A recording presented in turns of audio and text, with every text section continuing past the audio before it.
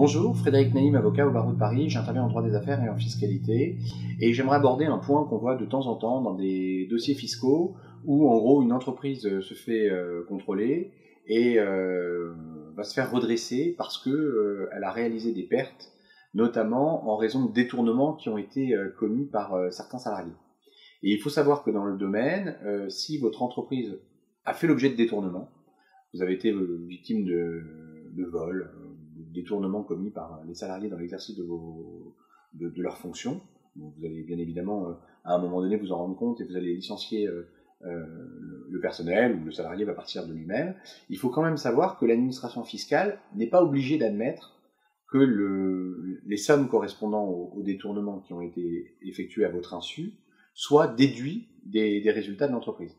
Autrement dit, vous pouvez très bien vous subir en réalité deux dommages à cause de cette situation. Le dommage lié au détournement proprement dit, et la remise en cause par l'administration de la déductibilité des sommes qu'on vous a détournées. Et donc en fait, l'administration va considérer qu'il y a un bénéfice qui n'existe pas et qui correspond au montant des détournements. Dans quel cas va-t-elle pouvoir faire cela? Alors, il faut qu'elle puisse démontrer, cette administration, qu'il y a eu vraiment un manquement de la part du dirigeant, de la part de l'entreprise, dans la surveillance bien évidemment, du salarié. C'est-à-dire qu'en gros, il y a une carence manifeste en interne, dans le contrôle et dans l'organisation de l'entreprise, qui a rendu possible ces détournements.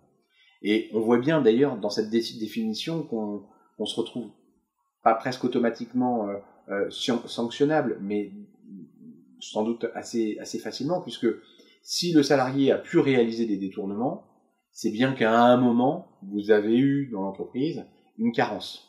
Il y a eu un problème, enfin, sauf des procédés très ingénieux qui auraient été utilisés par le salarié, mais sinon, malheureusement, c'est sans doute qu'il y a eu une carence dans le contrôle, une carence dans la délégation de surveillance, et qui a rendu possible ces détournements.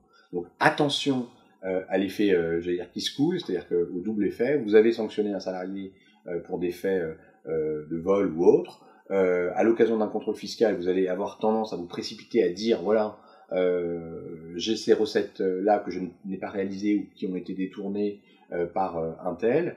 Attention à ce que l'administration ne vous oppose pas également une remise en cause de la déductibilité de ces sommes en raison d'une carence de votre entreprise dans le contrôle du salarié.